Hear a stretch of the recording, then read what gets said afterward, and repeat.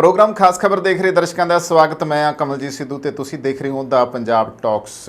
सरकारां सेवा भावना जिवें कि आम लोग करते आ उस तरह के तरीके क्यों नहीं अपनाउंदियां, दिखावेबाजी तक ही क्यों सीमित रहिंदियां ने। मौजूदा सरकार तो चाहे कुछ कर रही होवे पर पिछलियां सरकारां ने तो हुण तक आही कुछ कीता आ।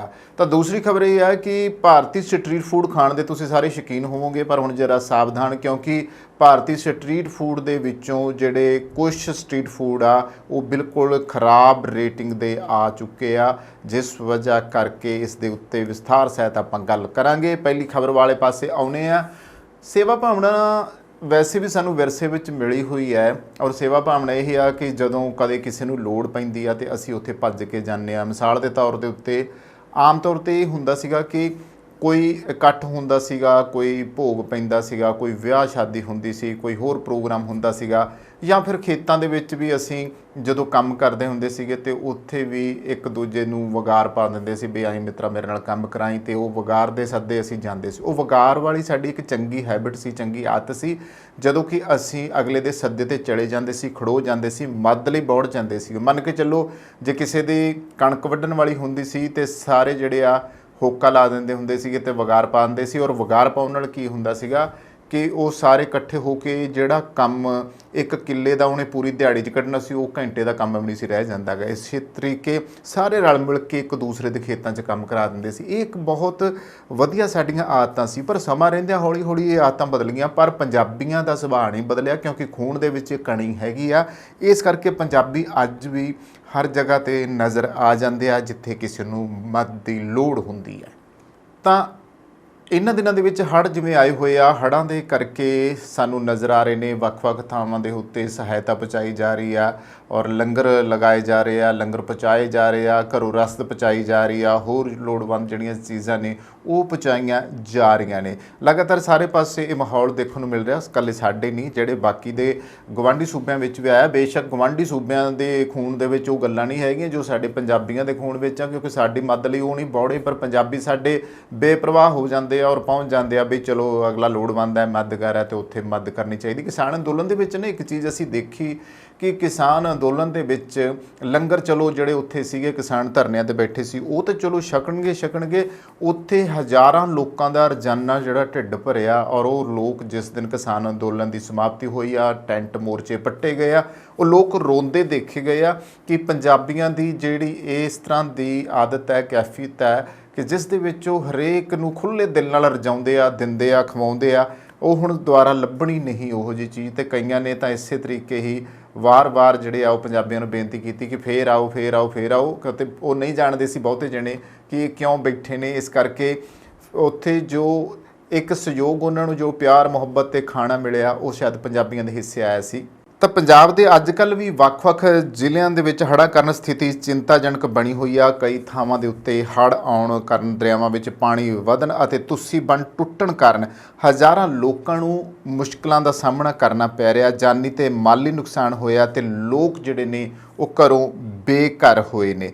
ਇਹਨਾਂ ਮੁਸ਼ਕਿਲ ਸਮਿਆਂ ਦੇ ਵਿੱਚ ਲੋਕਾਂ ਵਿੱਚ ਇੱਕ ਦੂਜੇ ਦਾ ਹੱਥ ਵਟਾਉਣ, ਇਕੱਠੇ ਹੋ ਕੇ ਕੰਮ ਕਰਨ ਅਤੇ ਪੀੜਤ ਲੋਕਾਂ ਨੂੰ ਸਹਾਰਾ ਦੇਣ ਦੀਆਂ ਮਿਸਾਲਾਂ ਸਾਹਮਣੇ ਆ ਰਹੀਆਂ ਨੇ। ਕਈ ਸਮਾਜਿਕ ਤੇ ਧਾਰਮਿਕ ਜਥੇਬੰਦੀਆਂ ਨੇ ਸੇਵਾ ਭਾਵ ਨਾਲ ਕੰਮ ਕੀਤਾ ਆ।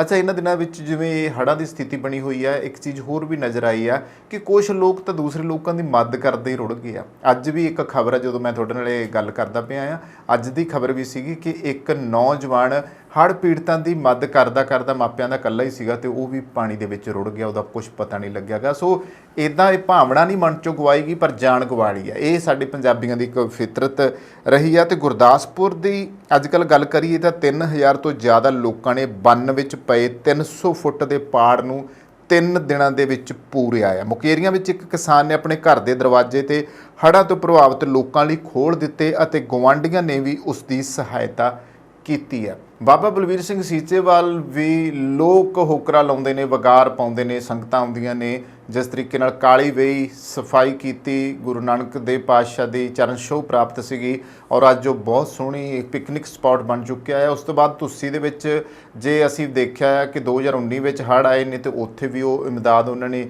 ਕੀਤੀ ਆ, ਤੁਸੀਂ ਦੇ ਬੰਨ ਪੂਰੇ ਨੇ। ਇੱਕ ਵਾਰੀ ਫਿਰ ਭਗਵੰਤ ਮਾਨ ਨੇ ਇਸ ਵਾਰੀ ਕਿਹਾ ਸੀਗਾ ਮੁੱਖ ਮੰਤਰੀ ਹੋਰਾਂ ਨੇ ਕਿ ਬਾਬਾ ਜੀ ਤੁਸੀਂ ਹੀ ਹੱਲ ਕਰੋ, ਤਾਂ ਉਹਨਾਂ ਨੇ ਫਿਰ ਇੱਕ ਵਾਰੀ ਤੁਸੀਂ ਦੇ ਜਿਹੜੇ ਬੰਨ ਆ ਸੁਲਤਾਨਪੁਰ ਲੋਧੀ ਕਪੂਰਥਲੇ ਦੇ ਇਲਾਕੇ ਦੇ ਵਿੱਚ ਉਹ ਪੂਰੇ ਕਰਾਏ ਨੇ। ਇਹ ਸਹਿਯੋਗ ਹੁੰਦਾ ਲੋਕਾਂ ਦੇ ਜਿਹੜੇ ਇੱਕ ਦੂਸਰੇ ਨੂੰ ਦਿੱਤਾ ਜਾਂਦਾ ਆ। ਦੁਆਬੇ, ਮਾਲਵੇ, ਮਾਝੇ ਅਤੇ ਸਭ ਥਾਵਾਂ ਤੇ ਅਜਿਹੇ ਸਮਾਜਿਕ ਉਦਮ ਦੀਆਂ ਖਬਰਾਂ ਆ ਰਹੀਆਂ ਨੇ।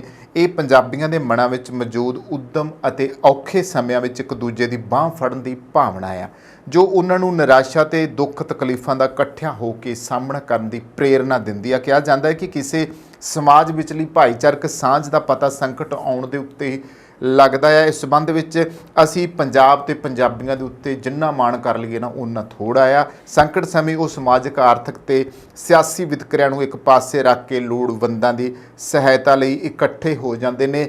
ਇਸ ਸੰਬੰਧ ਵਿੱਚ ਸਰਕਾਰੀ ਸੰਸਥਾਵਾਂ ਭਾਵੇਂ ਪਿੱਛੇ ਰਹਿ ਜਾਣ, ਪਰ ਲੋਕ ਪਿੱਛੇ ਨਹੀਂ ਰਹਿੰਦੇ। ਇਸ ਦਾ ਕਾਰਨ ਪੰਜਾਬ ਦਾ ਸਾਂਝੀਵਾਲਤਾ ਤੇ ਸੇਵਾ ਭਾਵ ਵਾਲਾ, ਜਿਵੇਂ ਮੈਂ ਜ਼ਿਕਰ ਕੀਤਾ ਸੀ ਕਿ ਉਹ ਵਿਰਸਾ ਆ ਜੋ ਪੰਜਾਬੀਆਂ ਨੂੰ ਸਿੱਖ ਗੁਰੂ ਸਾਹਿਬਾਂ, ਸੂਫੀ ਸੰਤਾਂ, ਭਗਤਾਂ ਅਤੇ ਨਾਥ ਜੋਗੀਆਂ ਤੋਂ ਮਿਲਿਆ। ਸੇਵਾ ਪੰਜਾਬੀਆਂ ਦੀ ਜੀਵਨ ਜਾਚ ਦਾ ਹਿੱਸਾ ਆ। ਪੰਜਾਬੀ ਸਦੀਆਂ ਤੋਂ ਇਹਨਾਂ ਪਰੰਪਰਾਵਾਂ ਨੂੰ ਨਿਭਾਉਂਦੇ ਆ ਰਹੇ ਨੇ ਤੇ ਹੁਣ ਵੀ ਨਿਭਾਉਂਦੇ ਆ ਰਹੇ ਨੇ। ਪਰ ਹੁਣ ਜਿਹੜੀ ਸਰਕਾਰਾਂ ਦੀ ਸਥਿਤੀ ਦੇਖਦੀ ਆ, ਪਿਛਲੀਆਂ ਸਰਕਾਰਾਂ ਅਸੀਂ ਦੇਖਦੇ ਰਹੇ ਹਾਂ, ਸ਼ਾਇਦ ਹੁਣ ਵੀ ਕੁਛ ਸਰਕਾਰ ਵਿੱਚ ਮੰਤਰੀ ਇਹੋ ਜਿਹੇ ਆ ਜਿਨ੍ਹਾਂ ਦੀਆਂ ਵੀਡੀਓ ਜਦੋਂ ਵਾਇਰਲ ਹੁੰਦੀਆਂ ਆ ਤੇ ਉਹ ਦਿਖਾਵੇਬਾਜ਼ੀ ਕਰਦੇ ਨਜ਼ਰ ਆਉਂਦੇ। ਇਹਦੇ ਵਿੱਚ ਕੋਈ ਸ਼ੱਕ ਨਹੀਂ, ਕਾਰ ਦਿਖਾਵੇਬਾਜ਼ੀ ਰਹੇ ਨੇ ਔਰ ਪ੍ਰਦਰਸ਼ਿਤ ਇਹ ਕੀਤਾ ਜਾ ਰਿਹਾ ਆਪਣੀਆਂ ਵੀਡੀਓ, ਕਿਉਂਕਿ ਹੁਣ ਸੋਸ਼ਲ ਮੀਡੀਆ ਦਾ ਯੁੱਗ। ਆਪਣੀਆਂ ਵੀਡੀਓ ਬਣਾਉਂਦੇ ਨੇ ਤੇ ਪਵਾ ਦਿੰਦੇ ਨੇ ਔਰ ਪਤਾ ਲੱਗਦਾ ਕਿ ਮੰਤਰੀ ਸਾਹਿਬ ਇਹ ਕੰਮ ਕਰਦੇ ਨੇ। ਇਹ ਦਿਖਾਵੇਬਾਜ਼ੀਆਂ ਦੀ ਪੰਜਾਬੀਆਂ ਨੂੰ ਲੋੜ ਨਹੀਂ ਹੈਗੀ ਔਰ ਪੰਜਾਬੀ ਐਡੇ ਵੀ ਕਮਲੇ ਨਹੀਂ ਕਿ ਵੀ ਉਹ ਬੁੱਝ ਨਹੀਂ ਸਕਦੇ। ਪਿਛਲੀਆਂ ਸਰਕਾਰਾਂ ਨੇ ਤਾਂ ਉਹ ਜੋ ਕੁਝ ਕੀਤਾ ਸੀਗਾ, ਹੁਣ ਦੀ ਸਰਕਾਰ ਦੇ ਵਿੱਚ ਵੀ ਇੱਦਾਂ ਦੇ ਲੱਛਣਾਂ ਵਾਲੇ ਕਈ ਮੰਤਰੀ ਜਿਹੜੇ ਆ ਉਹ ਵੇਖਣ ਨੂੰ ਨਜ਼ਰ ਆਉਂਦੇ ਆ, ਕਈ ਐਮਐਲਏ ਵਿਧਾਇਕ ਨਜ਼ਰ ਆਉਂਦੇ ਆ ਜਿਹੜੇ ਸਿਰਫ ਬਣਾਉਂਦੇ ਆ ਔਰ ਜਿਨ੍ਹਾਂ ਨੇ ਸਹੀ ਅਰਥਾਂ ਦੇ ਵਿੱਚ ਕੰਮ ਕੀਤਾ ਆ। ਅਸੀਂ ਇਹ ਦੇਖਦੇ ਹਾਂ ਕਿ ਕੁਝ ਮੰਤਰੀ ਜਿਹੜੇ ਨੇ ਰੋਪੜ ਜ਼ਿਲ੍ਹੇ ਦੇ ਵਿੱਚ ਖਾਸ ਤੌਰ ਦੇ ਉੱਤੇ ਉਹਨਾਂ ਨੇ ਖੁਦ ਕਿਸ਼ਤੀਆਂ ਵਿੱਚ ਗਏ, ਜਾ ਕੇ ਲੋਕਾਂ ਦੀ ਤੱਕ ਜਿਹੜੀ ਪਹੁੰਚ ਕੀਤੀ ਆ, ਮਦਦ ਕੀਤੀ ਆ ਔਰ ਖੁਦ ਮੁੱਖ ਮੰਤਰੀ ਭਗਵੰਤ ਮਾਨ ਵੀ ਆਪ ਜਾ ਕੇ ਲੋਕਾਂ ਨੂੰ ਮਿਲੇ ਨੇ। ਪਰ ਇੱਦਾਂ ਨਹੀਂ ਹੋਇਆਗਾ ਕਿ ਪਿਛਲੀਆਂ ਸਰਕਾਰਾਂ ਵਿੱਚ ਵੀ ਸੀਗੇ ਕੁਛ ਚੰਦ ਕੁ ਠੀਕ ਸੀਗੇ, ਬਾਕੀ ਸਾਰਾ ਟੋਲਾ ਸਿਰਫ ਦਿਖਾਵੇਬਾਜ਼ੀ ਸੀਗੇ। ਔਰ ਕਈ ਤਾਂ ਇਹ ਵੀ ਰਹੇ ਆ ਸਰਕਾਰਾਂ ਦੇ ਵਿੱਚ, ਚਾਹੇ ਸਾਡੇ ਪ੍ਰਧਾਨ ਮੰਤਰੀ ਰਹੇ, ਚਾਹੇ ਕਈ ਮੁੱਖ ਮੰਤਰੀ ਰਹੇ, ਜਿਹੜੇ ਹੈਲੀਕਾਪਟਰਾਂ ਦੇ ਉੱਤੋਂ ਹੀ ਗੇੜਾ ਮਾਰਦੇ ਹੁੰਦੇ ਸੀਗੇ, ਕਦੇ ਲੋਕਾਂ ਦੇ ਵਿੱਚ ਜਾ ਕੇ ਜ਼ਮੀਨੀ ਪੱਧਰ ਦੇ ਉੱਤੇ ਵਿਚਰੇ ਨਹੀਂ ਸੀਗੇ, ਸਿਰਫ ਦਿਖਾਵਿਆਂ ਤੱਕ ਸੀਮਤ ਰਹੇ। ਦੂਸਰੇ ਦਿਨ ਅਖਬਾਰਾਂ 'ਚ ਵੱਡੀਆਂ ਖਬਰਾਂ ਇੱਦਾਂ ਦੀਆਂ ਲਾ ਕੇ ਸੋਹਲੇ ਗਾਏ ਜਾਂਦੇ ਸੀ ਵੀ ਜਿਵੇਂ ਇਹਨਾਂ ਨੇ ਬਹੁਤ ਵੱਡਾ ਜਿਹੜਾ ਇਹਨਾਂ ਦਮਗਜਾ ਮਾਰ ਲਿਆ ਹੋਵੇ ਔਰ ਬਹੁਤ ਵੱਡੀ ਜਿਹੜੀ ਆ ਕੋਈ ਯੁੱਧ ਸਰ ਕਰ ਲਿਆ ਹੋਵੇ। ਹੈਰਾਨੀ ਹੁੰਦੀ ਹੈ ਨਾ, ਦਿਖਾਵੇ ਵਾਲੀ ਜ਼ਿੰਦਗੀ ਜਿਹੜੀ ਉਹ ਖਰਾਬ ਆ। ਨਿੱਤਰਨਾ ਹੈ ਤਾਂ ਫਿਰ ਪਿੰਡ ਵਿੱਚ ਨਿੱਤਰੋ, ਨਿੱਤਰਨਾ ਤਾਂ ਫਿਰ ਸਾਹਮਣੇ ਆ ਕੇ ਜਿਹੜਾ ਕੰਮ ਕਰਨਾ ਹੈ ਉਹ ਕਰੋ। ਦਿਖਾਵਿਆਂ ਦੇ ਵਿੱਚ ਅਜਿਹਾ ਕੁਛ ਨਹੀਂ ਪਿਆ ਗਾ ਜਿਹੜਾ ਕਿ ਤੁਹਾਨੂੰ ਲੋਕਾਂ ਦੇ ਵਿੱਚ ਹਰਮਨ ਪਿਆਰਾ ਬਣਾ ਸਕੇ। ਸਰਕਾਰੀ ਏਜੰਸੀਆਂ ਦੀ ਅਸੀਂ ਗੱਲ ਕਰ ਰਹੇ ਸੀ। ਸਰਕਾਰੀ ਏਜੰਸੀਆਂ ਹੜ੍ਹਾਂ ਨਾਲ ਹੋਏ ਨੁਕਸਾਨ ਦੇ ਵੇਰਵੇ ਅੱਜ ਕੱਲ੍ਹ ਤਿਆਰ ਕਰ ਰਹੀਆਂ ਨੇ। ਪ੍ਰਭਾਵਿਤ ਲੋਕਾਂ ਨੂੰ ਜਲਦੀ ਤੋਂ ਜਲਦੀ ਰਾਹਤ ਪਹੁੰਚਾਏ ਜਾਣ ਦੀ ਲੋੜ ਹੈ। ਪੰਜਾਬ ਸਰਕਾਰ ਨੂੰ ਇਸ ਸੰਬੰਧ ਵਿੱਚ ਤੇਜ਼ੀ ਨਾਲ ਕਦਮ ਚੁੱਕਣੇ ਚਾਹੀਦੇ ਨੇ। ਸਮਾਜਿਕ, ਵਪਾਰਕ, ਕਾਰੋਬਾਰੀ ਤੇ ਧਾਰਮਿਕ ਜਥੇਬੰਦੀਆਂ ਦੇ ਸਹਿਯੋਗ ਨਾਲ ਸਭ ਨੂੰ ਰਲ ਕੇ ਹੰਭਲਾ ਮਾਰਨ ਦੀ ਲੋੜ ਹੈ। ਸਰਕਾਰੀ ਏਜੰਸੀਆਂ ਨੂੰ ਚਾਹੀਦਾ ਆ ਕਿ ਪ੍ਰਭਾਵਿਤ ਇਲਾਕਿਆਂ ਵਿੱਚ ਮੁੜ ਵਸੇਬੇ ਲਈ ਵਿਉਂਤਬੰਦੀਆਂ ਕਰਦਿਆਂ ਆਪਣਾ ਧਿਆਨ ਇਲਾਕਿਆਂ ਦੀਆਂ ਲੋੜਾਂ ਦੇ ਉੱਤੇ ਕੇਂਦਰਿਤ ਕਰਨ ਅਤੇ ਇਸ ਲਈ ਲੋੜੀਂਦੀ ਰਾਹਤ ਰਾਸ਼ੀ ਦਾ ਪ੍ਰਬੰਧ ਕੀਤਾ ਜਾਣਾ ਚਾਹੀਦਾ ਹੈ। ਸਹਾਇਤਾ ਲੈਣ ਲਈ ਕਹੇ ਜਾਣ ਸਮੇਂ ਇਹ ਧਿਆਨ ਵਿੱਚ ਰੱਖਿਆ ਜਾਣਾ ਚਾਹੀਦਾ ਹੈ ਕਿ ਉਸ ਵਿੱਚ ਲੋੜੀਂਦੀ ਜਾਣਕਾਰੀ ਅਤੇ ਵੇਰਵੇ ਜਿਹੜੇ ਆ ਉਹ ਦਿੱਤੇ ਗਏ ਹੋਣ। ਸਭ ਤੋਂ ਜ਼ਿਆਦਾ ਤਰਜੀਹ ਪ੍ਰਭਾਵਿਤ ਲੋਕਾਂ ਨੂੰ ਸੁਰੱਖਿਅਤ ਰੱਖਣ ਦੀ ਹੈ। ਕਈ ਥਾਵਾਂ ਤੇ ਮੈਡੀਕਲ ਕੈਂਪ ਲਾਏ ਗਏ ਨੇ, ਪਰ ਇਹਨਾਂ ਯਤਨਾਂ ਨੂੰ ਹੋਰ ਵੱਡੇ ਪੱਧਰ ਦੇ ਉੱਤੇ ਕੀਤਾ ਜਾਣਾ ਚਾਹੀਦਾ ਹੈ। ਸੇਵਾ ਭਾਵਨਾ ਸਾਨੂੰ ਨਿਰਾਸ਼ਾ ਵਿਰੁੱਧ ਲੜਨ ਦਾ ਬਲ ਬਖਸ਼ਦੀ ਹੈ, ਕੋਈ ਸ਼ੱਕ ਨਹੀਂ ਗਾ। ਇਸ ਸਮੇਂ ਵੀ ਪੰਜਾਬੀ ਸਮਾਜ ਦਾ ਇਹ ਸਕਾਰਾਤਮਕ ਪੱਖ ਦਿਲ ਵਿੱਚ ਉਤਸ਼ਾਹ ਪੈਦਾ ਕਰਨ ਵਾਲਾ ਆ। ਲੋਕਾਂ ਦੀ ਸੇਵਾ ਭਾਵਨਾ ਦੇ ਨਾਲ ਨਾਲ ਸਰਕਾਰਾਂ ਨੂੰ ਆਪਣੀ ਜ਼ਿੰਮੇਵਾਰੀ ਜਿਹੜੀ ਆ ਉਹ ਤਨਦੇਹੀ ਦੇ ਨਾਲ ਨਿਭਾਉਣੀ ਚਾਹੀਦੀ ਹੈ। ਹੁਣ ਵੱਡੀ ਪੱਧਰ ਤੇ ਕੰਮ ਸਰਕਾਰਾਂ ਅਤੇ ਸਰਕਾਰੀ ਏਜੰਸੀਆਂ ਨੇ ਕਰਨਾ ਹੈ। ਇਸ ਸੰਬੰਧ ਵਿੱਚ ਕੇਂਦਰ ਤੇ ਸੂਬਾ ਸਰਕਾਰਾਂ ਨੂੰ ਮਿਲ ਕੇ ਕੰਮ ਕਰਨ ਦੀ ਲੋੜ ਹੈ। ਪਰ ਇਸ ਦੇ ਬਾਵਜੂਦ ਹੁਣ ਹੋ ਕੀ ਰਿਹਾ ਕਿ ਜੇ ਹੁਣ ਕੋਈ ਸਰਕਾਰ ਕੰਮ ਕਰਦੀ ਹੈ, ਜੇ ਉਸ ਦੇ ਕੁਝ ਮੰਤਰੀ ਕੰਮ ਕਰ ਰਹੇ ਨੇ, ਕੁਛ ਦਿਖਾਵੇਬਾਜ਼ੀ ਕਰਨਗੇ, ਚਲੋ ਉਹਨਾਂ ਨੂੰ ਛੱਡ ਦਿਓ। ਜਿਹੜੇ ਕੰਮ ਕਰਦੇ ਉਹ ਕਰ ਤਾਂ ਰਹੇ ਨੇ, ਸਰਕਾਰ ਕਰ ਰਹੇ ਆ, ਪਰ ਇੱਥੇ ਤਾਂ ਵਿਰੋਧੀ ਧਿਰਾਂ ਜਿਹੜੀਆਂ ਆ ਉਹ ਸਰਕਾਰ ਦੇ ਨਾਲ ਵੀ ਇੱਟ ਖੜੱਕਾ ਲਾਈ ਬੈਠੀਆਂ ਨੇ ਇਸ ਗੱਲ ਦੇ ਉੱਤੋਂ ਔਰ ਇਸ ਦੇ ਉੱਤੇ ਰਾਜਨੀਤੀ ਹੋ ਰਹੀ ਹੈ। ਇਸ ਦਾ ਜਵਾਬ ਦਿੱਤਾ ਹੈ ਕਿ ਪੰਜਾਬ ਵਿੱਚ ਪਿਛਲੇ ਕਈ ਦਿਨਾਂ ਤੋਂ ਹੜ੍ਹਾਂ ਕਾਰਨ ਬਹੁਤ ਨੁਕਸਾਨ ਹੋਇਆ ਤੇ ਇਸ ਸਭ ਤੇ ਸਿਆਸਤ ਦਾ ਦੌਰ ਵੀ ਤੇਜ਼ ਹੈ। ਕੈਬਨਿਟ ਮੰਤਰੀ ਕੁਲਦੀਪ ਸਿੰਘ ਧਾਲੀਵਾਲ ਨੇ ਅਜਿਹੇ ਹਾਲਾਤ ਵਿੱਚ ਸਿਆਸਤ ਕਰਨ ਵਾਲਿਆਂ ਦੇ ਉੱਤੇ ਤਿੱਖਾ ਨਿਸ਼ਾਨਾ ਬੰਨਿਆ। ਉਹਨਾਂ ਕਿਹਾ ਕਿ ਅਸੀਂ ਵਿਰੋਧੀਆਂ ਦੀ ਪਰਵਾਹ ਨਹੀਂ ਕਰਦੇ, ਸਾਨੂੰ ਸਾਡੇ ਪੰਜਾਬੀ ਭੈਣ ਭਰਾਵਾਂ ਦੀ ਪਰਵਾਹ ਆ। ਕੈਬਨਿਟ ਮੰਤਰੀ ਨੇ ਵਿਰੋਧੀ ਧਿਰ ਨੂੰ ਜਵਾਬ ਦਿੰਦਿਆਂ ਕਿਹਾ ਕਿ ਅੱਜ ਸਾਡਾ ਵਿਰੋਧ ਕਰ ਰਹੇ ਨੇ ਜਿਹੜੇ, ਇਹਨਾਂ ਦੀਆਂ ਹੀ ਘਟੀਆ ਕਾਰਵਾਈਆਂ ਕਰਕੇ ਅੱਜ ਅਜਿਹੇ ਹਾਲਾਤ ਬਣੇ ਆ ਕਿ ਇਹਨਾਂ ਪਾਰਟੀਆਂ ਨੇ 75 ਸਾਲ ਰਾਜ ਕੀਤਾ, ਪਰ ਪ੍ਰਤਾਪ ਸਿੰਘ ਕੈਰੋ ਤੋਂ ਬਾਅਦ ਕਿਸੇ ਨੇ ਵੀ ਤੁਸੀਂ ਬੰਨਾਂ ਤੇ ਮਿੱਟੀ ਨਹੀਂ ਪਾਈ। ਅਸੀਂ ਤਾਂ ਇਹਨਾਂ ਵੱਲੋਂ ਪਾਏ ਗੰਦ ਨਾਲ ਜੂਝ ਰਹੇ ਹਾਂ। ਅਸੀਂ ਮੁੱਖ ਮੰਤਰੀ ਭਗਵੰਤ ਸਿੰਘ ਮਾਨ ਦੀ ਅਗਵਾਈ ਵਿੱਚ ਸਾਰਾ ਕੁਝ ਸਹੀ ਕਰਨ ਦੀ ਕੋਸ਼ਿਸ਼ ਕਰ ਰਹੇ ਹਾਂ। ਦੋਸਤੋ, ਮੈਂ ਇੱਥੇ ਗੱਲ ਕਰਨੀ ਚਾਹੂੰਗਾ 2019 ਦੇ ਵਿੱਚ ਹੜ੍ਹਾਂ ਦੇ ਵਿੱਚ ਮੈਂ ਖੁਦ ਰਿਪੋਰਟਿੰਗ ਕੀਤੀ ਜਾ ਕੇ, ਤੇ ਉਦੋਂ ਮੈਂ ਇਹ ਚੀਜ਼ ਦੇਖੀ ਕਿ ਲੋਕਾਂ ਨੂੰ ਮੈਂ ਜਦੋਂ ਮਿਲਿਆ, ਖਾਸ ਤੌਰ ਤੇ ਜਿਹੜੇ ਬਜ਼ੁਰਗ ਸੀਗੇ ਜਿਨ੍ਹਾਂ ਦੀ ਉਮਰ 70 80 ਸਾਲ ਸੀ, ਔਰ ਉਹਨਾਂ ਨੇ ਵੰਡ ਤੇ ਪਹਿਲਾਂ ਦਾ ਵੇਲਾ ਵੀ ਵੇਖਿਆ ਤੇ ਇਹਨਾਂ ਸਰਕਾਰਾਂ ਦਾ ਵੇਲਾ ਵੀ ਵੇਖਿਆ। ਔਰ ਕਈ ਬਜ਼ੁਰਗ ਜਿਹੜੀਆਂ ਮਾਵਾਂ ਸੀ ਜਾਂ ਬਜ਼ੁਰਗ ਸੀ ਮੈਨੂੰ ਮਿਲੇ, ਉਹਨਾਂ ਨੇ ਦੱਸਿਆ ਕਿ ਇੱਥੋਂ ਮਿੱਟੀ ਪੱਟ ਕੇ ਤਾਂ ਭਾਵੇਂ ਲੈ ਗਏ ਹੁਣ, ਪਰ ਇੱਥੇ ਕਦੇ ਕਿਸੇ ਨੇ ਇੱਕ ਤਸਲਾ ਇੱਕ ਬੱਠਲ ਮਿੱਟੀ ਤੱਕ ਪਾਉਣੀ ਗਵਾਰਾ ਨਹੀਂ ਸਮਝੀ। ਇਹ ਸਥਿਤੀ ਹੈ। ਬੇਸ਼ੱਕ ਚਲੋ ਇੱਥੇ ਪ੍ਰਤਾਪ ਸਿੰਘ ਕੈਰੋ ਦਾ ਨਾਮ ਆਉਂਦਾ ਆ, ਜਿਹੜੇ ਸਾਬਕਾ ਮੁੱਖ ਮੰਤਰੀ ਪੰਜਾਬ ਰਹੇ ਨੇ, ਬਟ ਫਿਰ ਵੀ ਉਸ ਤੋਂ ਬਾਅਦ ਦੇ ਜਿਹੜੇ ਮੁੱਖ ਮੰਤਰੀ ਕੀ ਉਹ ਸੁੱਤੇ ਸੀ ਕਿ ਉਹਨਾਂ ਨੂੰ ਪਤਾ ਨਹੀਂ। ਔਰ ਅਸੀਂ ਤਾਂ ਅਖਬਾਰਾਂ ਵਿੱਚ ਸੁਣਦੇ ਸੀ ਜੀ ਤੁਸੀਂ ਬੰਨ ਪੱਕਾ ਕਰਨ ਦੇ ਲਈ ਸਰਕਾਰ ਦੇ ਉਪਰਾਲੇ ਆ, ਪਿਛਲੇ 20-30 ਸਾਲਾਂ 'ਚ ਅਖਬਾਰ ਪੜ੍ਹੇ ਆ, ਪਰ ਕਦੇ ਨਹੀਂ ਹੋਇਆ ਕਿ ਮਿੱਟੇ ਦੇ ਟਰਾਲੇ ਭਰ ਕੇ ਟਰਾਲੀਆਂ ਭਰ ਕੇ ਪਾਈਆਂ ਗਈਆਂ ਹੁਣ ਜਾਂ ਲੋਕਾਂ ਨੂੰ ਸੇਵਾ ਲਈ ਉੱਥੇ ਲਾਇਆ ਹੋਵੇ।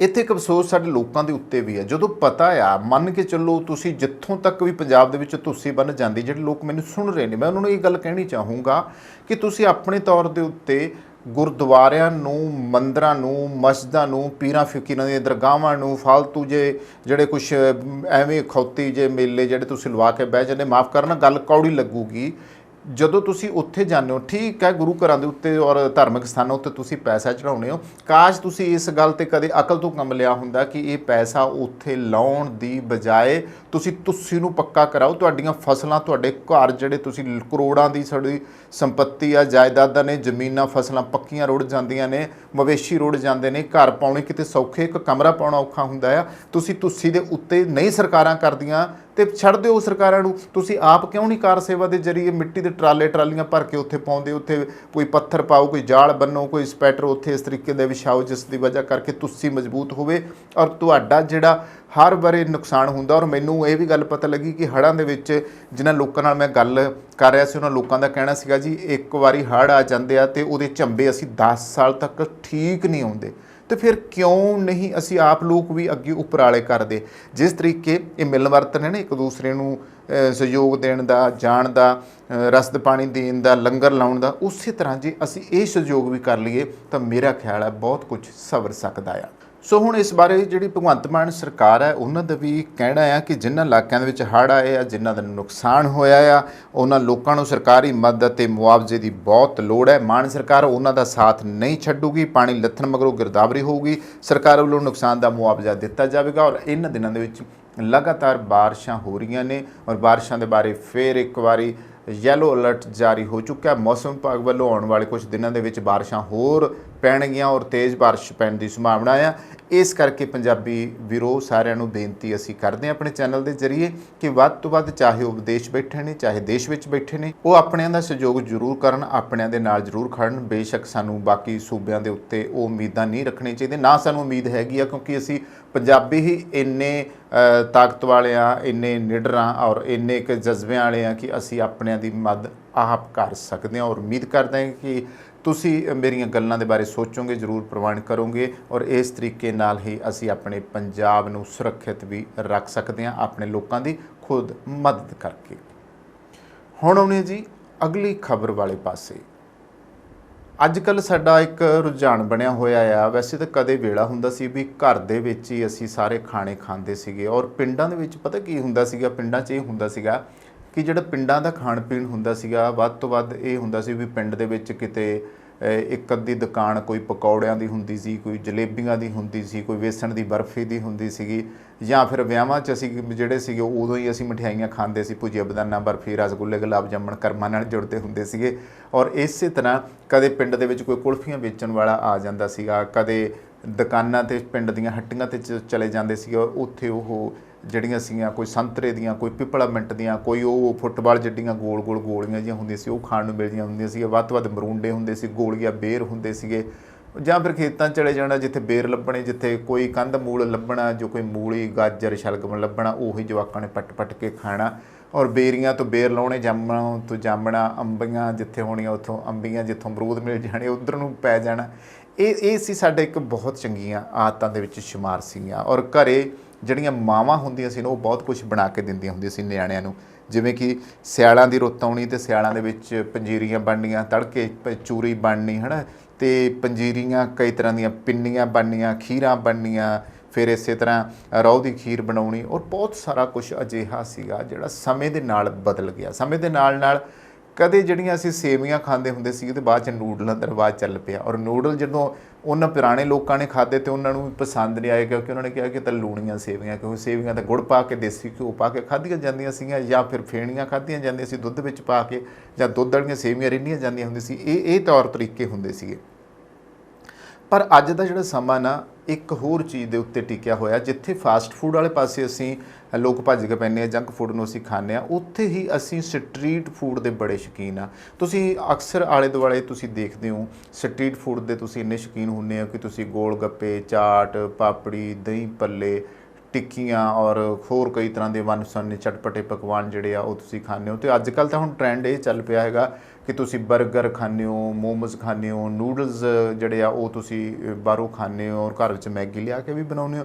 ਬਟ ਗੱਲ ਜਿਹੜੀ ਸਟਰੀਟ ਫੂਡ ਦੀ ਕੀਤੀ ਜਾਵੇ ਤਾਂ ਇਹਨਾਂ ਦਿਨਾਂ ਦੇ ਵਿੱਚ ਸਟਰੀਟ ਫੂਡ ਦੇ ਉੱਪਰ ਹੀ ਚਰਚਾ ਜਿਹੜੀ ਆ ਉਹ ਛਿੜੀ ਹੋਈ ਹੈ। ਵੈਸੇ ਸਟਰੀਟ ਫੂਡ ਦਾ ਨਾਂ ਸੁਣਦਿਆਂ ਸਾਰੀ ਸਾਡੇ ਮੂੰਹ ਦੇ ਵਿੱਚ ਪਾਣੀ ਆ ਜਾਂਦਾ, ਔਰ ਫਿਰ ਵੰਨ ਸਵੰਨੀ ਜਿਹੜੀਆਂ ਚੀਜ਼ਾਂ ਦੇ ਮੈਂ ਨਾਂ ਲਏ ਨਾ ਉਹ ਸਾਹਮਣੇ ਆ ਜਾਂਦੇ ਆ। ਔਰ ਅਸੀਂ ਸੱਚੀ ਗੱਲ ਹੈ ਨਾ, ਖੁਦ ਵੀ ਮੈਂ ਦਹੀਂ ਭੱਲੇ ਖਾਣ ਦਾ ਸ਼ੌਕੀਨ ਆ, ਚਾਟ ਪਾਪੜੀ ਜਿਹੜੀ ਆ ਉਹ ਖਾਣ ਦੇ ਸ਼ੌਕੀਨ ਹੈਗੀ ਆ। ਪਰ ਫ਼ਰਕ ਇੰਨਾ ਕਿ ਮੈਂ ਆਪ ਸ਼ੈਫ ਹਾਂ, ਮੈਂ ਘਰ ਬਣਾ ਕੇ ਖਾ ਲੈਂਦਾ ਹੈ, ਔਰ ਤੁਹਾਨੂੰ ਜਿਹੜਾ ਆ ਉਹ ਬਾਜ਼ਾਰ 'ਚ ਜਾ ਕੇ ਖਾਣਾ ਪੈਂਦਾ। ਹੁਣ ਬਾਜ਼ਾਰ ਦੇ ਵਿੱਚ ਜੇ ਤਾਂ ਰੈਸਟੋਰੈਂਟਾਂ ਉੱਤੇ ਮਿਲ ਰਿਹਾ ਆ, ਅਤੇ ਉਹਨੂੰ ਵੀ ਅਸੀਂ 100% ਯਕੀਨ ਨਾਲ ਨਹੀਂ ਕਹਿ ਸਕਦੇ ਵੀ ਉਹ ਕਿਸ ਸਫਾਈ ਨਾਲ ਬਣਾਇਆ ਗਿਆ। ਪਰ ਸਭ ਤੋਂ ਮੰਦਾ ਹਾਲ ਹੁੰਦਾ ਸਟਰੀਟ ਫੂਡ ਦੇ ਉੱਤੇ। ਹੁਣ ਸਟਰੀਟ ਫੂਡ ਦੀਆਂ ਕਈ ਰੇਹੜੀਆਂ ਬੜੀਆਂ ਓਪਨ ਹੁੰਦੀਆਂ, ਉੱਤੇ ਕੋਈ ਸੀਸਾ ਨਹੀਂ ਲੱਗਿਆ ਹੁੰਦਾ, ਕੋਈ ਕੱਪੜਾ ਨਹੀਂ ਪਾਇਆ ਹੁੰਦਾ, ਓਪਨ ਦੇ ਵਿੱਚ ਸਾਰੇ ਜਿਹੜੇ ਆ ਉਹਨਾਂ ਨੇ ਆਪਦੇ ਭਾਂਡੇ ਰੱਖੇ ਹੁੰਦੇ ਆ, ਚਾਹੇ ਉਹ ਗੋਲ ਗੱਪਿਆਂ ਵਾਲੇ, ਭੱਲਿਆਂ ਵਾਲੇ, ਟਿੱਕੀਆਂ ਬਣਾਉਣ ਵਾਲੇ ਤਾਂ ਖਾਸ ਤੌਰ 'ਤੇ। ਔਰ ਕਈ ਵਾਰੀ ਤਾਂ ਜਿਹੜੇ ਓਪਨ ਦੇ ਵਿੱਚ ਖੜੋਤੇ ਨਾ ਕੜਾਹਿਆਂ ਦੇ ਵਿੱਚ ਤਲੀ ਜਾਂਦੇ, ਕਈ ਹਲਵਾਈਆਂ ਦੀ ਦੁਕਾਨਾਂ ਦੇ ਬਾਹਰ ਕੜਾਹਿਆਂ ਦੇ ਵਿੱਚ ਫਟਾਫਟ ਭਟੂਰੇ ਤਲ ਰਹੇ ਹੁੰਦੇ ਹਨ, ਬਾਹਰ ਬੈਠੇ ਉਹ ਜਿਹੜੇ ਆ ਉਹ ਕੋਈ ਨਾ ਕੋਈ ਮਠਿਆਈ ਬਣਾ ਰਹੇ ਹੁੰਦੇ ਆ, ਖੋਆ ਮਾਰ ਰਹੇ ਹੁੰਦੇ, ਬਹੁਤ ਵਾਰੀ ਇਹ ਹੁੰਦਾ। ਅਤੇ ਇਸੇ ਤਰ੍ਹਾਂ ਬਹੁਤ ਸਾਰੀਆਂ ਜਿਹੜੀਆਂ ਖਾਸ ਤੌਰ 'ਤੇ ਦਹੀਂ ਭੱਲੇ ਔਰ ਚਾਟ ਪਾਪੜੀ ਜਾਂ ਗੋਲ ਗੱਪੇ ਆ ਜਾਂ ਫਿਰ ਟਿੱਕੀ ਆ, ਉਹ ਬਣਾਉਣ ਵਾਲੇ ਆਮ ਹੀ ਬਾਜ਼ਾਰਾਂ ਚੌਂਕਾਂ 'ਚ ਖੜ੍ਹੇ ਹੁੰਦੇ ਆ। ਮੰਨ ਕੇ ਚੱਲੋ ਸਾਡੇ ਕੋਲ ਇੱਕ ਸੀਸਾ ਆਪਾਂ ਇੱਥੇ ਰੱਖ ਦਿੱਤਾ ਆ, ਉਸ ਸੀਸੇ ਦੇ ਉੱਪਰ ਬੇਸ਼ੱਕ ਤੁਹਾਡੇ ਕਮਰੇ 'ਚ ਬੰਦ 'ਚ ਪਿਆ, ਬਿਲਕੁਲ ਉੱਥੇ ਕੋਈ ਆਸੇ ਪਾਸੇ ਜਰਾ ਵੀ ਕੋਈ ਕਣੀ ਨਹੀਂ ਆ ਸਕਦੀ ਮਿੱਟੀ ਘੱਟੇ ਦੀ, ਪਰ ਤੁਸੀਂ ਉਹ ਸ਼ੀਸ਼ੇ 'ਤੇ ਦੇਖੋਗੇ 2 ਘੰਟੇ ਬਾਅਦ ਹੀ ਤੁਸੀਂ ਦੇਖ ਲਿਓ ਕਿ ਉਹਦੇ ਉੱਤੇ ਇੰਨੀ ਕੁ ਗਰਦ ਹੁੰਦੀ ਹੈ ਕਿ ਇੱਕ ਚਿੱਟਾ ਰੁਮਾਲ ਅਗਰ ਫੇਰ ਲਵੋ ਤਾਂ ਗਰਦ ਨਾਲ ਲਿਬੜ ਜੂਗਾ। ਤਾਂ ਸੋਚੋ ਜਿਹੜੇ ਸਟਰੀਟ ਫੂਡ ਇਸ ਤਰੀਕੇ ਨਾਲ ਖੜੋ ਕੇ ਖੁੱਲ੍ਹੇ ਕੜਾਹਿਆਂ ਦੇ ਵਿੱਚ ਬਣਾਉਂਦੇ ਆ, ਖੁੱਲ੍ਹੀਆਂ ਰੇਹੜੀਆਂ 'ਤੇ ਬਣਾਉਂਦੇ ਆ, ਅਤੇ ਉਹ ਕਿਸ ਤਰੀਕੇ ਬਣਾਉਂਦੇ। ਔਰ ਸਭ ਤੋਂ ਵੱਡੀ ਗੱਲ ਹੁੰਦੀ ਆ ਪਾਣੀ ਦੀ। ਆਮ ਤੌਰ 'ਤੇ ਅਸੀਂ ਦੇਖਿਆ ਸਟਰੀਟ ਫੂਡ ਵਾਲੇ ਨਾ ਕਿਤੇ ਗੰਦੀ ਜਿਹੀ ਟੂਟੀ ਲੱਗੀ ਹੁੰਦੀ ਆ, ਕਿਤੇ ਨਾਲੀ ਦੇ ਉੱਤੇ ਹੁੰਦੀ ਉਹ ਟੂਟੀ, ਉੱਥੇ ਹੀ ਉਹ ਭਾਂਡੇ ਮਾਂਜੀ ਜਾਂਦੇ ਹੁੰਦੇ ਬੈਠੇ, ਉੱਥੋਂ ਹੀ ਉਹ ਪਾਣੀ ਭਰ ਲਿਆਉਂਦੇ ਆ, ਉਸੇ ਦੇ ਹੀ ਉਹ ਗੋਲ ਗੱਪਿਆਂ ਦਾ ਪਾਣੀ ਬਣਾ ਲੈਂਦੇ ਆ, ਉਸੇ ਪਾਣੀ ਦੇ ਨਾਲ ਹੀ ਉਹ ਭਾਂਡੇ ਧੋਂਦੇ ਆ, ਉਸੇ ਪਾਣੀ ਨੂੰ ਹੀ ਕਈ ਵਾਰੀ ਦਹੀਂ 'ਚ ਯੂਜ਼ ਕਰ ਲਿਆ, ਜਾਂ ਫਿਰ ਹੋਰ ਜਿਹੜੇ ਕਿਸੇ ਚੀਜ਼ 'ਚ ਪਾਣੀ ਪਾਉਣਾ ਹੋਵੇ ਉੱਥੇ ਉਹ ਇਸਤੇਮਾਲ ਕਰ ਲੈਂਦੇ ਆ। ਅਸੀਂ ਇੱਥੇ ਆ ਕੇ ਕਿਉਂ ਭੁੱਲ ਜਾਂਦੇ? ਅਸੀਂ ਸਿਰਫ ਸਵਾਦ ਦੇ ਪਿੱਛੇ ਇਹ ਕਿਉਂ ਭੁੱਲ ਜਾਂਦੇ ਹਾਂ ਕਿ ਉਹ ਜਿਹੜੀ ਚੀਜ਼ ਹੈ ਉਹ ਮਾੜੀ ਹੈ, ਉਹ ਖਤਰਨਾਕ ਹੋ ਸਕਦੀ ਹੈ, ਸਾਡੀ ਸਿਹਤ ਲਈ ਮਾੜੀ ਹੋ ਸਕਦੀ ਹੈ, ਪਰ ਨਹੀਂ, ਸਾਨੂੰ ਸਵਾਦ ਨੂੰ ਅਸੀਂ ਮੁੱਖ ਰੱਖਿਆ ਹੁੰਦਾ ਹੈ। ਅੱਜ ਕੱਲ੍ਹ ਕੀ ਹੋਇਆ ਕਿ ਸਟਰੀਟ ਫੂਡ ਦੇ ਮਾਮਲੇ ਵਿੱਚ ਭਾਰਤ ਵਿੱਚ ਸਭ ਤੋਂ ਜ਼ਿਆਦਾ ਪਸੰਦ ਕੀਤੇ ਜਾਣ ਵਾਲੇ ਸਟਰੀਟ ਫੂਡ ਦੇ ਜਿਹੜੀ ਰੇਟਿੰਗ ਹੈ ਉਹ ਹੁਣ ਚੰਗੀ ਨਹੀਂ ਆਈ। ਟ੍ਰੈਡੀਸ਼ਨਲ ਫੂਡਸ ਲਈ ਇੱਕ ਯਾਤਰਾ ਗਾਈਡ ਟੈਸਟ ਐਟਲਸ ਨੇ ਹਾਲ ਹੀ ਵਿੱਚ ਸਭ ਤੋਂ ਖਰਾਬ ਰੇਟਿੰਗ ਵਾਲੇ ਭਾਰਤੀ ਸਟਰੀਟ ਫੂਡਸ ਦੀ ਜਿਹੜੀ ਸੂਚੀ ਹੈ ਉਹ ਜਾਰੀ ਕੀਤੀ ਹੈ।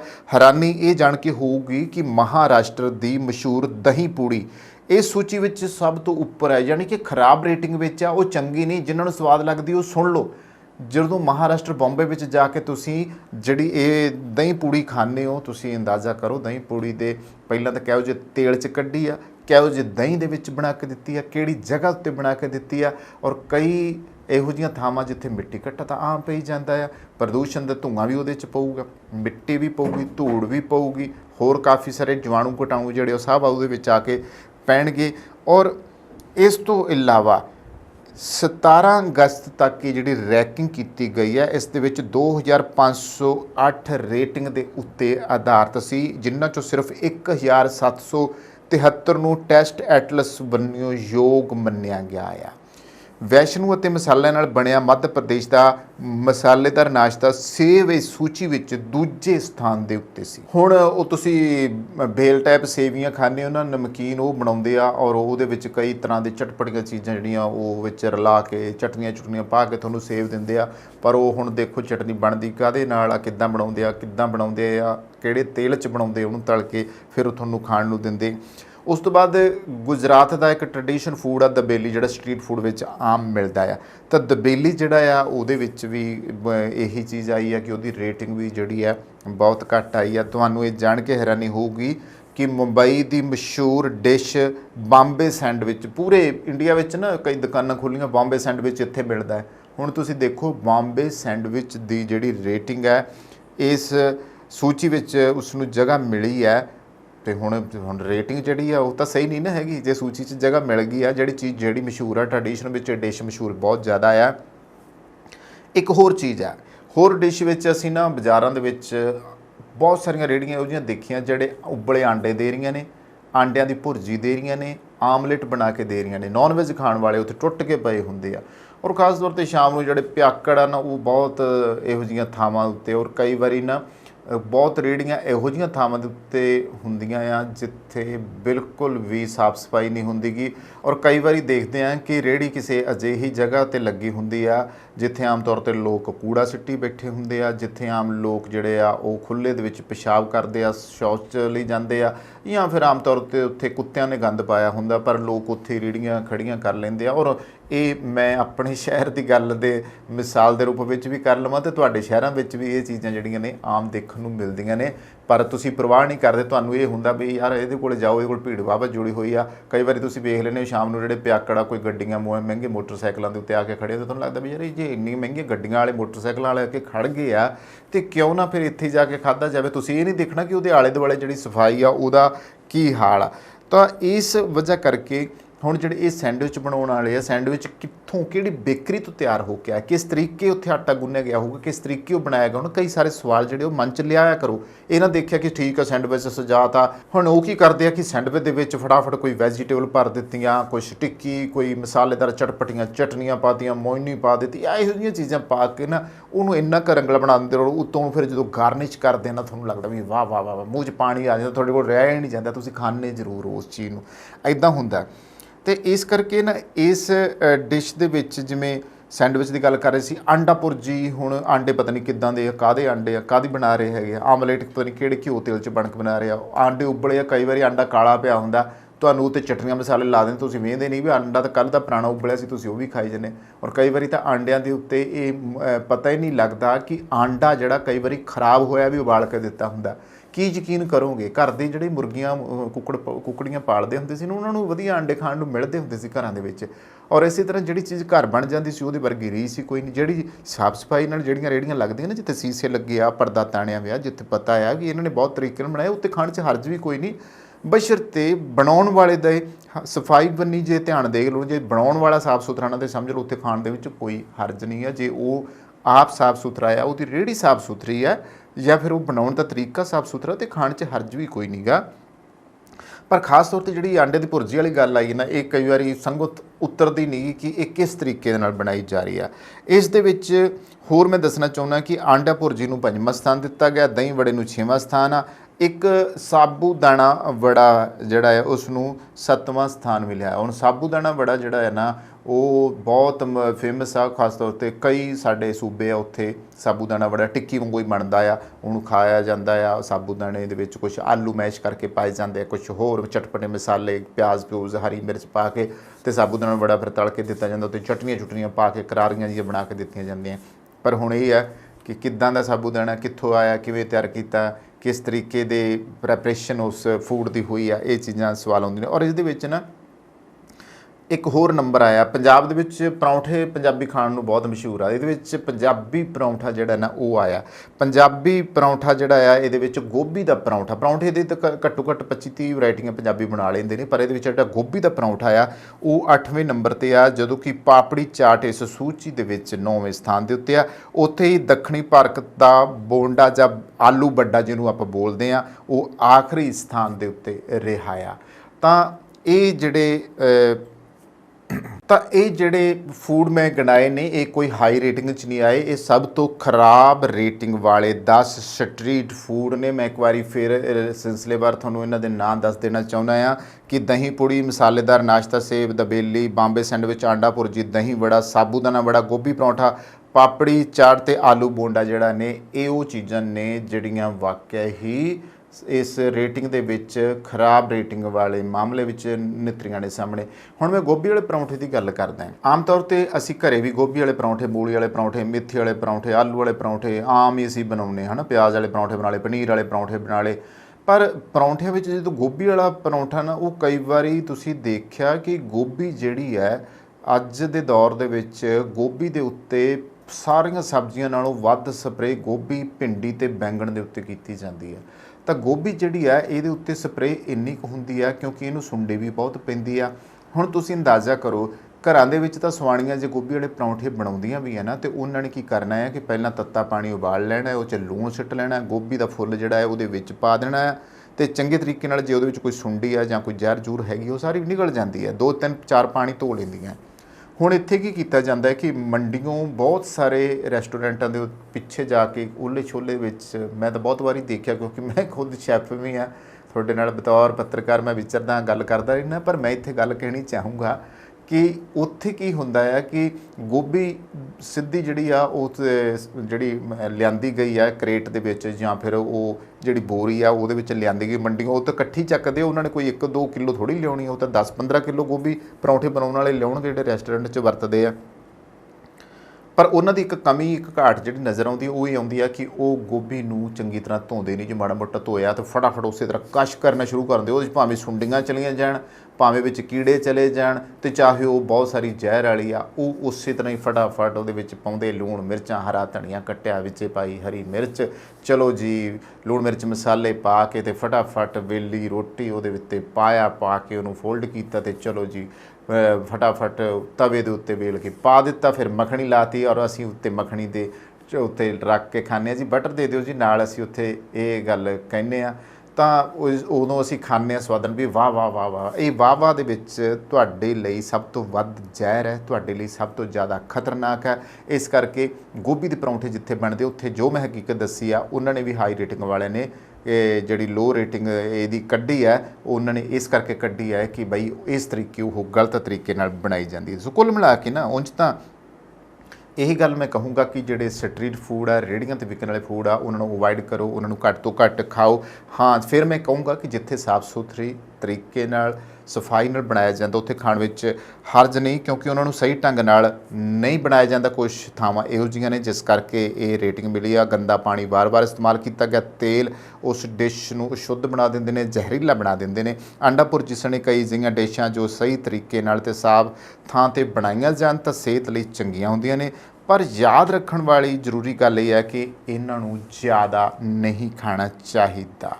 ਹੁਣ ਅਜੋਕੇ ਦੌਰ ਵਿੱਚ ਕੀ ਹੋ ਰਿਹਾ ਆ ਕਿ ਬੰਦਾ ਉਲਟਾ ਸਿੱਧਾ ਖਾਂਦਾ ਰਹਿੰਦਾ, ਜਦੋਂ ਕਿ ਸੱਚ ਇਹ ਹੈ ਕਿ ਸੰਤੁਲਿਤ ਭੋਜਨ ਖਾਣ ਵਾਲਾ ਬੰਦਾ ਜਲਦੀ ਕਿਤੇ ਬਿਮਾਰ ਨਹੀਂ ਹੁੰਦਾ। ਭੋਜਨ ਲੋੜ ਅਨੁਸਾਰ ਹੀ ਖਾਣਾ ਚਾਹੀਦਾ ਅਤੇ ਲੋੜ ਤੋਂ ਜ਼ਿਆਦਾ ਖਾਧਾ ਭੋਜਨ ਵੀ ਸਰੀਰ ਨੂੰ ਤਰ੍ਹਾਂ ਤਰ੍ਹਾਂ ਦੀਆਂ ਬਿਮਾਰੀਆਂ ਲਾਉਂਦਾ ਆ। ਇਹ ਵੀ ਸੱਚ ਹੈ ਕਿ ਹੁਣ ਪਹਿਲਾਂ ਜਿਹਾ ਸੰਤੁਲਿਤ ਭੋਜਨ ਨਹੀਂ ਰਿਹਾ ਜਿਹਦੀ ਮੈਂ ਗੱਲ ਕੀਤੀ ਸੀ, ਅਤੇ ਹੁਣ ਭੋਜਨ ਜਿਹੜਾ ਆ ਉਹ ਜ਼ਹਿਰੀਲੀਆਂ ਦਵਾਈਆਂ ਯੁਕਤ ਆਉਂਦਾ ਆ। ਹਰੇਕ ਚੀਜ਼ ਵਿੱਚ ਕੈਮੀਕਲ, ਸਬਜ਼ੀਆਂ 'ਤੇ ਸਪਰੇਆਂ, ਦਾਲਾਂ 'ਤੇ ਸਪਰੇਆਂ, ਕਣਕ 'ਤੇ ਸਪਰੇ, ਕਿਹੜੀ ਚੀਜ਼ ਆ ਜਿਹੜੀ ਸਪਰੇ ਮੁਕਤ ਆ।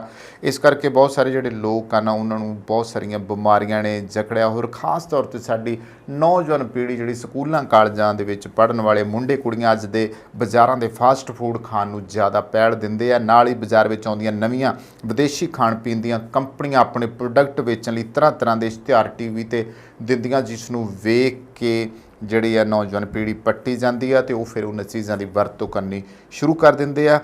ਹਾਲਾਂਕਿ ਸਟਰੀਟ ਫੂਡ ਦੇ ਇਹ ਬਹੁਤੇ ਭੋਜਨ ਜਿਹੜੇ ਜਾਂ ਜੰਕ ਫੂਡ, ਫਾਸਟ ਫੂਡ ਆਪਾਂ ਇਹਨੂੰ ਕਹਿ ਲਈਏ, ਸਾਡੀ ਸਿਹਤ ਲਈ ਚੰਗੇ ਨਹੀਂ ਹੈ ਅਤੇ ਪਰ ਫਿਰ ਵੀ ਅਸੀਂ ਇਹਦੀ ਵਰਤੋਂ ਕਰਦੇ ਹਾਂ। ਅੱਜ 15 ਤੋਂ 20 ਸਾਲ ਦੇ ਜਿਹੜੇ ਮੁੰਡੇ ਕੁੜੀਆਂ ਨੇ ਉਹ ਤੇਜ਼ਾਬ ਦੀ ਬਿਮਾਰੀ ਦੇ ਸ਼ਿਕਾਰ ਹੋ ਚੁੱਕੇ ਨੇ। ਸੋ ਇਹ ਕਿ ਫਾਸਟ ਫੂਡ ਜਿਹੜਾ ਆ ਉਹ ਬਹੁਤ ਤੇਜ਼ੀ ਨਾਲ ਤਿਆਰ ਕੀਤਾ ਜਾਂਦਾ ਆ। ਇੱਕ ਉਹ ਸੀ ਸਹਿਜ ਪੱਕੇ ਸੋ ਮਿੱਠਾ ਹੋਏ ਵਾਲੀ ਪ੍ਰੋਸੈਸਿੰਗ ਨਹੀਂ ਹੁੰਦੀ, ਇਸ ਕਰਕੇ ਜਲਦੀ ਤਿਆਰ ਕੀਤਾ, ਜਲਦੀ ਉਹ ਫਿਰ ਉਸਨੂੰ ਡਾਈਜੈਸਟ ਵੀ ਨਹੀਂ ਹੋਊਗਾ, 100 ਬਿਮਾਰੀਆਂ ਲਾਉਂਦਾ ਆ। ਇਸ ਕਰਕੇ ਮੈਂ ਕਹਿਣਾ ਚਾਹੂੰਗਾ ਕਿ ਇਹਨੂੰ ਬੰਦ ਕਰਨਾ ਚਾਹੀਦਾ। ਔਰ ਇਹ ਦੱਸਾਂ ਕਿ ਫਾਸਟ ਫੂਡ ਜਾਂ ਜੰਕ ਫੂਡ ਜਾਂ ਇਹ ਰੇਹੜੀਆਂ ਸ਼ੁਰੂਆਤ ਕਦੋਂ ਹੋਈਆਂ ਸੀ? 1860 ਦੇ ਜ਼ਮਾਨੇ ਵਿੱਚ ਬਰਤਾਨੀਆ ਵਿੱਚ ਪਹਿਲੀ ਮੱਛੀ ਅਤੇ ਚਿਪਸ ਦੀ ਦੁਕਾਨਾਂ ਦੇ ਨਾਲ ਫਾਸਟ ਫੂਡ ਸ਼ੁਰੂ ਹੋਇਆ ਸੀ ਅਤੇ ਅਮਰੀਕਾ ਦੇ ਵਿੱਚ 1950 ਦੇ ਦਹਾਕੇ ਵਿੱਚ ਡਰਾਈਵ ਥਰੂ ਰੈਸਟੋਰੈਂਟਾਂ ਨੇ ਸਭ ਤੋਂ ਪਹਿਲਾਂ ਪ੍ਰਚਲਿਤ ਕੀਤਾ ਸੀ। ਫਾਸਟ ਫੂਡ ਸ਼ਬਦ ਨੂੰ 1951 ਵਿੱਚ ਮਰਿਮ ਵੈਬ ਸਟੂਰ ਦੁਆਰਾ ਡਿਕਸ਼ਨਰੀ ਵਿੱਚ ਮਾਨਤਾ ਮਿਲੀ ਸੀ। ਲਓ ਜੀ, ਇਸ ਫਾਸਟ ਫੂਡ ਜਾਂ ਇਹਨਾਂ ਰੇਹੜੀਆਂ ਨੇ ਜਾਂ ਸਟਰੀਟ ਫੂਡਾਂ ਨੇ ਅੱਜ ਸਾਨੂੰ ਬਿਮਾਰੀਆਂ ਦੇ ਰਾਹ ਪਾਤਾ। ਹੁਣ ਸੋਚਣਾ ਤੁਸੀਂ ਹੈ ਕਿ ਤੁਸੀਂ ਤੰਦਰੁਸਤ ਰਹਿਣਾ ਕਿ ਜਾਂ ਫਿਰ ਆਪਣੇ ਮੂੰਹੋਂ ਮੰਗ ਕੇ ਬਿਮਾਰੀਆਂ ਇੱਦਾਂ ਦਾ ਖਾਣ ਪੀਣ ਖਾ ਕੇ ਲੈਣੀਆਂ ਨੇ। ਸੋ ਦੋਸਤੋ, ਇਹ ਸੀ 2 ਖਬਰਾਂ ਜਿਨ੍ਹਾਂ ਉੱਤੇ ਗੱਲਬਾਤ ਕੀਤੀ। ਸੋ ਇੱਥੇ ਕਰਦੇ ਹਾਂ ਸਮਾਪਤੀ। ਧੰਨਵਾਦ।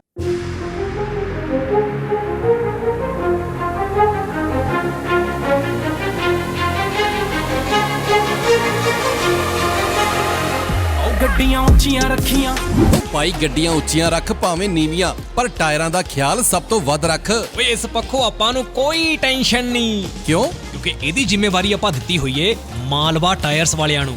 ਇੰਨਾ ਧਿਆਨ ਤੇ ਕੋਈ ਨਵਾਂ ਵਿਆਹਿਆ ਮੁੰਡਾ ਆਪਣੀ ਵੋਟੀ ਤਾਂ ਨਹੀਂ ਰੱਖਦਾ ਜਿੰਨਾ ਧਿਆਨ ਮਾਲਵਾ ਟਾਇਰਸ ਵਾਲੇ ਟਾਇਰਾਂ ਦਾ ਰੱਖਦੇ ਨੇ। ਅੱਛਾ। ਆਹੋ, ਕਰਵਾਉਣੀ ਹੋਵੇ ਟਰੱਕ ਐਂਡ ਟ੍ਰੇਲਰ ਅਲਾਈਨਮੈਂਟਸ ਜਿਵੇਂ ਕਿ ਬੁਸ਼ਿੰਗ, ਕਿੰਗ ਪਿੰਸ ਵਗੈਰਾ, wheel balance, change overs, rotations and flat repairs ਦਾ ਕੰਮ, ਇਹ ਸਭ ਕੁਝ ਪੂਰੇ ਤਸੱਲੀ ਬਖਸ਼ ਕਰਦੇ ਨੇ। ਇਹ ਕਿਸ ਟਾਈਮ ਅਵੇਲੇਬਲ ਹੁੰਦੇ ਨੇ? ਓਏ 24 ਘੰਟੇ 24/7 ਸਰਵਿਸ ਅਵੇਲੇਬਲ ਹੁੰਦੀ ਹੈ ਇਹਨਾਂ ਦੀ। ਕੈਲਗਰੀ 'ਚ ਸਭ ਤੋਂ ਬੈਸਟ ਟਾਇਰਸ ਐਂਡ ਸਰਵਿਸ ਹੈ ਇਹਨਾਂ ਦੀ। ਉਹ ਹੁਣ ਐਡਰੈਸ ਵੀ ਦੱਸ ਦੇ। Malwa tyres, unit J&K 8616 44 street, south east Calgary, Alberta. Phone number note ਕਰ 403 899 1985 403 899 1985।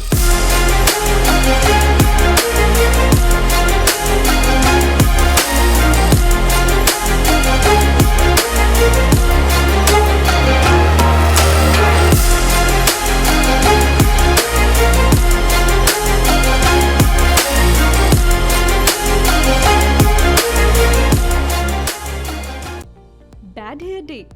ਡੋਂਟ ਵਰੀ, ਅਸੀਂ ਤੁਹਾਡੀ ਹਰ ਜ਼ਰੂਰਤ ਨੂੰ ਸਮਝਦੇ ਹਾਂ। ਸ਼ਹਿਰ ਦੀ ਸਭ ਤੋਂ ਵਧੀਆ ਤੇ ਬਜਟ ਫ੍ਰੈਂਡਲੀ ਹੇਅਰ ਸੈਲੂਨ ਵਿੱਚ ਤੁਹਾਡਾ ਸਵਾਗਤ ਹੈ। ਸਤਿ ਸ਼੍ਰੀ ਅਕਾਲ ਜੀ, ਮੈਂ ਹਾਂ ਰਮਨ। ਸਤਿ ਸ਼੍ਰੀ ਅਕਾਲ ਜੀ, ਮੈਂ ਹਾਂ ਜਸ ਅੱਜ ਹੇਅਰ ਸਲੂਨ ਤੋਂ। ਸਾਡੇ ਟੈਲੈਂਟਡ ਸਟਾਈਲਿਸਟ ਤੁਹਾਨੂੰ ਆਪਣੀ ਪਸੰਦ ਅਨੁਸਾਰ ਹੇਅਰ ਕੱਟ, ਕਲਰ ਅਤੇ ਸਟਾਈਲ ਦਿੰਦੇ ਨੇ ਜੋ ਤੁਹਾਡੀ ਲੁੱਕ ਨੂੰ ਸੂਟ ਕਰਦਾ ਹੈ। ਇਸ ਲਈ ਸਿਰਫ ਉੱਚ ਗੁਣਵੱਤਾ ਵਾਲੇ ਪ੍ਰੋਡਕਟਸ ਦਾ ਇਸਤੇਮਾਲ ਕੀਤਾ ਜਾਂਦਾ ਹੈ ਤਾਂ ਜੋ ਤੁਹਾਡਾ ਸਟਾਈਲ ਤੇ ਖੂਬਸੂਰਤੀ ਰਹੇ ਹਮੇਸ਼ਾ ਬਰਕਰਾਰ। RJ ਹੇਅਰ ਸਲੂਨ ਤੁਹਾਨੂੰ ਪ੍ਰੋਵਾਈਡ ਕਰਦਾ ਹੈ hair smoothening, keratin hair smoothening, keratin treatments, hair cut, hair spas, colour corrections, root retouch, highlights, balayage. ਇਸੇ ਦੇ ਨਾਲ ਮੈਨਸ ਸੈਕਸ਼ਨ ਦੇ ਵਿੱਚ ਅਸੀਂ ਪ੍ਰੋਵਾਈਡ ਕਰਦੇ ਹਾਂ hair cuts, fades, shave, beard trims and specially beard trims with scissor. ਸਾਡੇ ਕੋਲੇ ਸਾਰਾ ਸਟਾਫ ਬਹੁਤ ਹੀ ਕੁਆਲੀਫਾਈਡ ਹੈ। ਸਾਰੀ services, waxing, keratin, smoothening, highlights, everything ਵੀ ਪ੍ਰੋਵਾਈਡ ਹੇਅਰ। ਅਸੀਂ ਗਾਰੰਟੀ ਦਿੰਦੇ ਹਾਂ ਕਿ ਸੈਲੂਨ ਤੋਂ ਬਾਹਰ ਨਿਕਲਦੇ ਸਾਰ ਤੁਸੀਂ ਮਹਿਸੂਸ ਕਰੋਗੇ ਥੋੜਾ ਜ਼ਿਆਦਾ ਖੂਬਸੂਰਤ, ਥੋੜਾ ਹੋਰ ਜ਼ਿਆਦਾ ਕੌਨਫੀਡੈਂਟ। ਸਤਿ ਸ਼੍ਰੀ ਅਕਾਲ ਜੀ, ਮੇਰਾ ਨਾਮ ਹੈ ਮਨਵੀਰ ਸਿੰਘ ਤੇ ਮੈਂ ਬਰੈਂਪਟਨ ਤੋਂ ਮੂਵ ਹੋਇਆ ਸੀ ਵਿਨੀਪੈਗ ਤੇ ਮੈਂ ਸਰਚ ਕਰਦਾ ਸੀਗਾ ਬੈਸਟ ਹੇਅਰ ਸਲੂਨ ਇਨ ਵਿਨੀਪੈਗ ਤੇ ਮੈਨੂੰ ਪਹਿਲੇ ਨੰਬਰ ਤੇ ਆਇਆ RJ ਹੇਅਰ ਸਲੂਨ। ਸਤਿ ਸ਼੍ਰੀ ਅਕਾਲ ਜੀ, ਮੇਰਾ ਨਾਮ ਹੈ ਤਰੁਣ। ਮੈਂ ਤੁਹਾਨੂੰ ਰეკਮੈਂਡ ਕਰਾਂਗਾ ਕਿ RJ ਹੇਅਰ ਸਲੂਨ ਤੇ ਆਓ ਤੇ ਇੱਥੇ ਤੁਹਾਨੂੰ ਆਪਣੇ ਹਰ ਤਰ੍ਹਾਂ ਦੀ ਹੇਅਰ ਸਟਾਈਲਿੰਗ ਔਰ ਬੀਅਰਡ ਸਟਾਈਲਿੰਗ ਮਿਲ ਜੇਗੀ। Hi, my name is Lindsay. I've been coming to RJ Hair Salon since they opened up 4 years ago, and Jazz has always been fantastic with my hair.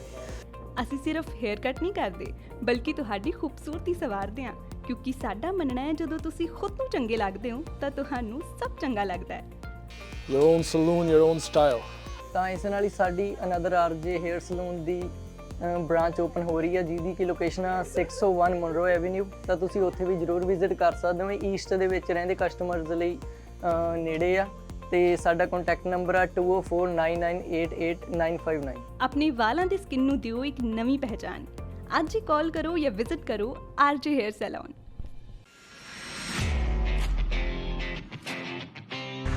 ਹੋ ਕਿੱਦਾਂ? ਓਏ ਆਪਣੀ alignment check ਕਰਾ, ਮੈਂ ਤੇ ਸਿੱਧਾ। ਉਹ ਯਾਰ ਆਪਣੀ ਤੇ ਨਹੀਂ, ਪਰ ਆਪਣੇ ਟਰੱਕ ਦੀ ਅਲਾਈਨਮੈਂਟ ਕਰਾਣੀ ਹੈ ਤੇ ਆਪਣੇ ਦੂਜੇ ਟਰੱਕ ਦੇ ਨਵੇਂ ਟਾਇਰ ਵੀ ਪਵਾਉਣੇ ਨੇ। ਫੇਰ ਤੇ ਤੂੰ ਬਸ ਇੱਕੋ ਜਗ੍ਹਾ ਜਾ, boost Truck and trailer repair limited. ਪਿਛਲੇ 1 ਸਾਲ ਤੋਂ ਇਹ ਆਪਣੀ ਸ਼ਾਪ ਚਲਾ ਰਹੇ ਨੇ। ਇਹਨਾਂ ਕੋਲ ਹਰ ਤਰ੍ਹਾਂ ਦੇ ਬ੍ਰਾਂਡ ਦੇ ਟਾਇਰਸ ਅਵੇਲੇਬਲ ਨੇ ਤੇ ਇਹ ਬੈਸਟ ਸਰਵਿਸ ਪ੍ਰੋਵਾਈਡ ਕਰਦੇ ਨੇ। ਡਿਲੀਵਰੀ ਵੀ ਟਾਈਮ ਸਿਰ ਕਰ ਦਿੰਦੇ ਨੇ। ਤੇ ਅਲਾਈਨਮੈਂਟ? ਓਏ ਇਹਨਾਂ ਕੋਲ ਹਾਈ ਟੈਕਨੋਲੋਜੀ ਨਾਲ ਲੈਸ ਅਲਾਈਨਮੈਂਟ ਮਸ਼ੀਨ ਹੈ ਜੋ ਕਿ ਮੈਨੀਟੋਬਾ ਦੀ ਫਰਸਟ ਅਲਾਈਨਮੈਂਟ ਮਸ਼ੀਨ ਹੈ। ਇਹਨਾਂ ਦਾ ਤੇ ਸਗੋਂ ਸਲੋਗਨ ਵੀ ਇਹ ਹੈ, save tyre save money. Time ਤਾਂ ਨਹੀਂ ਜ਼ਿਆਦਾ ਲਾਉਂਦੇ? ਓ ਭਾਈ 24 ਘੰਟੇ 7 ਦਿਨ ਡਰਾਈਵ ਥਰੂ ਸਰਵਿਸ ਅਵੇਲੇਬਲ ਹੈ। ਬਸ 45 ਮਿੰਟ 'ਚ ਤੁਹਾਡਾ ਕੰਮ ਡਨ। ਐਂਡ ਸਭ ਤੋਂ ਖਾਸ ਗੱਲ, ਨੈਸ਼ਨਲ ਅਕਾਊਂਟ ਹੋਲਡਰਸ ਵੀ ਪ੍ਰੋਵਾਈਡ ਕਰਦੇ ਨੇ। ਇਹ ਐਨੂਅਲ ਸੇਫਟੀ ਕਰਕੇ ਦਿੰਦੇ ਨੇ, ਯਾਨੀ ਕਿ ਟਰੱਕ ਨਾਲ ਰਿਲੇਟ ਹਰ ਨਿੱਕਾ ਵੱਡਾ ਕੰਮ ਓਕੇ ਰਿਪੋਰਟ ਕਰਕੇ ਦਿੰਦੇ ਨੇ। ਸਤਿ ਸ਼੍ਰੀ ਅਕਾਲ ਜੀ, ਮੈਂ Balkaran Singh, boost Truck and trailer repair shop Winnipeg ਤੋਂ। ਅਸੀਂ ਤੁਹਾਡੇ ਲਈ ਲੈ ਕੇ ਆਏ ਹਾਂ ਜੀ ਵਨ ਰੂਫ ਦੇ ਥੱਲੇ ਹੀ multiple service like mechanical work, alignment, wheel balance, tyre service. ਤਾਂ ਅਸੀਂ ਹੁਣ ਤੁਹਾਡੇ ਲਈ ਇੱਕ ਛੱਤ ਦੇ ਥੱਲੇ ਹੀ ਇਹ ਸਾਰੀਆਂ ਸਰਵਿਸ ਪ੍ਰੋਵਾਈਡ ਕਰਵਾਵਾਂਗੇ। ਤੁਹਾਡਾ ਵਿਸ਼ਵਾਸ ਸਾਡੀ ਤਾਕਤ।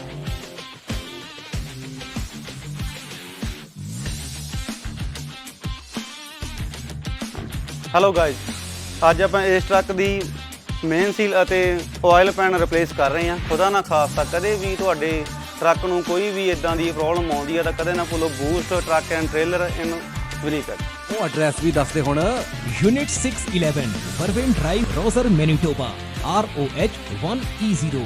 ਜਾਂ ਤੂੰ repair@boosttrucktrailer.com ਤੇ ਲੌਗਇਨ ਵੀ ਕਰ ਸਕਦਾ ਹੈ। ਉਹ ਚੰਗਾ, ਮੈਂ ਚੱਲਦਾ ਉੱਥੇ। ਸੁਣ ਦੀ ਪੰਜਾਬ ਟਾਕਸ ਦਾ ਰੈਫਰੈਂਸ ਦੇ ਦੀ, $25 ਦਾ ਗਿਫਟ ਕਾਰਡ ਵੀ ਮਿਲੇਗਾ। ਚੰਗਾ। ਤੁਹਾਡੀਆਂ ਗੱਡੀਆਂ ਲਈ ਕਿਸੇ ਵੀ ਤਰ੍ਹਾਂ ਦੀ ਮੁਰੰਮਤ ਜਾਂ 4 ਵੀਲਰ ਹੈਲਪਲਾਈਨ ਜੇਕਰ ਤੁਸੀਂ ਭਾਲ ਰਹੇ ਹੋ ਤਾਂ ਸੰਪਰਕ ਕਰੋ ਤੁਹਾਡੇ ਆਪਣੇ ਸ਼ਹਿਰ ਵਿਨੀਪੈਗ 'ਚ ਟਾਊਨ ਆਟੋ ਬਾਡੀ ਵਿਖੇ। ਸਤਿ ਸ੍ਰੀ ਅਕਾਲ ਜੀ, ਮੇਰਾ ਨਾਮ ਹੈਗਾ Shamsher Singh, town Auto body ਤੋਂ। ਰੱਬ ਨਾ ਕਰੇ ਤੁਹਾਡੀ ਗੱਡੀ ਨੂੰ ਕੁਝ ਹੋ ਜਾਂਦਾ ਵਾ ਤੇ ਤੁਸੀਂ ਸਿੱਧਾ ਟਾਊਨ ਆਟੋ ਬਾਡੀ ਤੇ ਆਓ। ਅਸੀਂ ਇੱਥੇ ਇਹ ਸਾਡੀ ਜਿਹੜੀ ਸ਼ਾਪ ਹੈਗੀ ਡਾਇਰੈਕਟ ਰਿਪੇਅਰ ਸ਼ਾਪ ਹੈਗੀ ਆ। ਅਸੀਂ ਆਪਣੇ ਆਪ ਹੀ ਐਮਪੀਏ ਨੂੰ ਕਾਲ ਕਰਕੇ ਤੁਹਾਡੀ ਗੱਡੀ ਦਾ ਕਲੇਮ ਖੋਲ੍ਹ ਦਿੰਦੇ ਹਾਂ ਤੇ ਤੁਹਾਡੀ ਗੱਡੀ ਦਾ ਐਸਟੀਮੇਟ ਬਣਾ ਕੇ ਐਮਪੀਏ ਨੂੰ ਭੇਜ ਦਿੰਦੇ ਹਾਂ। ਕੋਈ ਵੀ ਤੁਹਾਡੀ ਗੱਡੀ ਤੇ ਸਕ੍ਰੈਚ, ਡੈਂਟ ਜਾਂ ਕੋਈ ਤੁਹਾਡੀ ਗੱਡੀ ਦੇ ਕੋਈ ਸ਼ੀਸ਼ੇ ਤੋੜ ਗਿਆ ਵਾ, ਤੁਸੀਂ ਸਾਨੂੰ ਕਾਲ ਕਰੋ, ਅਸੀਂ ਆਪਣੇ ਆਪ ਹੀ ਗਲਾਸ ਕਲੇਮ ਖੋਲ੍ਹ ਲੈਂਦੇ। ਇਹ ਸ਼ਾਪ ਜਿਹੜੀ ਆ ਇਹ ਐਮਪੀਏ ਦੀ ਕ੍ਰੈਡਿਟਡ ਸ਼ਾਪ ਹੈਗੀ ਆ ਵਾ। ਅਸੀਂ ਸਿੱਧੀ ਡਾਇਰੈਕਟ ਬਿਲਿੰਗ ਕਰਦੇ ਹਾਂ ਐਮਪੀਏ ਨੂੰ। ਇੱਥੇ ਅਸੀਂ ਆਪ ਹੀ ਗਲਾਸ ਕਲੇਮ ਵੀ ਖੋਲ੍ਹਦੇ ਹਾਂ। ਤੁਹਾਨੂੰ ਗਲਾਸ ਕਲੇਮ ਖੋਲ੍ਹਣ ਦੀ ਫੋਨ ਦੀ ਲੋੜ ਨਹੀਂ ਹੈਗੀ। ਅਸੀਂ ਆਪਣੇ ਆਪ ਇੱਥੇ ਗਲਾਸ ਕਲੇਮ ਖੋਲ੍ਹਦੇ। ਜਦੋਂ ਤੱਕ ਤੁਹਾਡੀ ਗੱਡੀ ਇੱਥੇ ਸ਼ਾਪ 'ਤੇ ਰਹੂਗੀ ਉਦੋਂ ਤੱਕ ਅਸੀਂ ਤੁਹਾਨੂੰ ਕਾਰ ਰੈਂਟਲ ਵੀ ਦੇਵਾਂਗੇ। ਵੈਨ ਆ, ਟਰੱਕ, SUV, ਕੋਈ ਵੀ ਤੁਹਾਨੂੰ ਕਾਰ ਰੈਂਟਲ ਵੀ ਚਾਹੀਦੀ ਹੋਈ ਅਸੀਂ ਕਾਰ ਰੈਂਟਲ ਵੀ ਤੁਹਾਨੂੰ ਦੇਵਾਂਗੇ। ਆਪਣੀ ਸ਼ਾਪ ਲੋਕੇਸ਼ਨ ਹੈਗੀ ਆ 64 ਸਾਲਟਰ ਸਟਰੀਟ ਵਿਨੀਪੈਗ ਦੇ ਵਿੱਚ।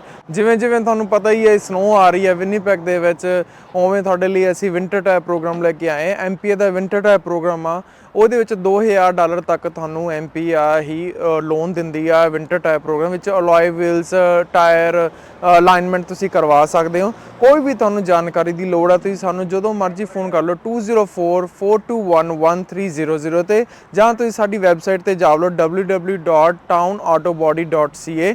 ਉਹਦੇ ਵਿੱਚ ਤੁਸੀਂ 24/7 ਲਾਈਵ ਚੈਟ ਤੁਸੀਂ ਏਜੰਟ ਦੇ ਨਾਲ ਕਰ ਸਕਦੇ ਹੋ। Thank you. ਹਾਂਜੀ, ਸਤਿ ਸ੍ਰੀ ਅਕਾਲ ਜੀ। ਮੇਰੀ ਗੱਡੀ ਦਾ ਇੱਥੇ ਇੱਕ ਡੈਂਟ ਜਿਹਾ ਪੈ ਗਿਆ ਸੀਗਾ। ਉਸ ਤੋਂ ਬਾਅਦ ਮੈਂ ਇਹਨਾਂ ਕੋਲ ਟਾਊਨ ਆਟੋ ਬਾਡੀ ਵਾਲਿਆਂ ਕੋਲ ਆਇਆ ਤੇ MPI ਤੋਂ ਕਲੇਮ ਲੈਣ ਤੋਂ ਬਾਅਦ ਇਹਨਾਂ ਕੋਲ ਗੱਡੀ ਆਪਾਂ ਨੇ ਰੱਖ ਦਿੱਤੀ ਤੇ ਥੋੜੀ ਦਿਨਾਂ ਦੇ ਵਿੱਚ ਇਹਨਾਂ ਨੇ ਗੱਡੀ ਮੇਰੀ ਪੂਰੀ ਚੰਗੀ ਤਰ੍ਹਾਂ ਮੁਕੰਮਲ ਕਰਕੇ ਸਹੀ ਕਰਕੇ ਦੇ ਦਿੱਤੀ ਹੈ। ਤੇ ਨਾਲ ਦੀ ਨਾਲ ਇਹਨਾਂ ਨੇ ਗੱਡੀ ਦੀ ਮੇਰੀ ਦੀ ਡਿਟੇਲਿੰਗ ਵੀ ਕਰਤੀ, ਧੋਤੀ ਤੇ ਗੱਡੀ ਪੂਰੀ ਲਿਸ਼ਕਾਤੀ ਤੇ ਬਹੁਤ ਵਧੀਆ ਜਿਹੜੀ ਆ ਕਸਟਮਰ ਸਰਵਿਸ ਵੀ ਦਿੰਦੇ ਨੇ। ਤੇ ਜੇਕਰ ਤੁਹਾਨੂੰ ਉਸ ਟਾਈਮ ਤੇ ਜੇਕਰ ਤੁਹਾਡੀ ਗੱਡੀ ਖਰਾਬ ਹੋਈ ਹੈ ਤੇ ਕੋਈ ਰੈਂਟਲ ਗੱਡੀ ਤੁਸੀਂ ਚਲਾਉਣ ਨੂੰ ਲੈਣੀ ਹੈ ਤੇ ਉਹ ਵੀ ਜਿਹੜੀ ਹੈ ਤੁਹਾਨੂੰ ਪ੍ਰੋਵਾਈਡ ਕਰ ਦਿੰਦੇ ਨੇ। ਮੈਂ ਤੁਹਾਨੂੰ ਹਾਈਲੀ ਰਿਕਮੈਂਡ ਕਰਾਂਗਾ ਵਿਨੀਪੈਗ ਏਰੀਆ ਦੇ ਵਿੱਚ ਜਾਂ ਤੁਸੀਂ ਕਿਸੇ ਹੋਰ ਲਾਗ ਪਾਸ ਦੇ ਏਰੀਆ ਦੇ ਵਿੱਚ ਤੁਹਾਡੀ ਗੱਡੀ ਆ ਖਰਾਬ ਹੁੰਦੀ ਹੈ, ਤੁਸੀਂ ਇਹਨਾਂ ਕੋਲ ਪਹੁੰਚੋ ਤੇ ਬਹੁਤ ਹੀ ਵਧੀਆ ਸਰਵਿਸ ਤੇ ਜਲਦੀ ਜਿਹੜੀ ਤੁਹਾਨੂੰ ਆ ਤੁਹਾਡੀ ਗੱਡੀ ਚਲਦੀ ਕਰਕੇ ਦੇ ਦਿੰਦੇ ਨੇ। ਥੈਂਕ ਯੂ ਜੀ। ਸਰਵਿਸ ਦਾ ਲਾਭ ਉਠਾਉਣ ਲਈ ਹੁਣੇ ਕੰਟੈਕਟ ਕਰੋ Town Auto Body 64 Salter Street Winnipeg MB Canada Manitoba. ਸਾਡਾ ਕੰਟੈਕਟ ਨੰਬਰ ਹੈ +1204 421 1300।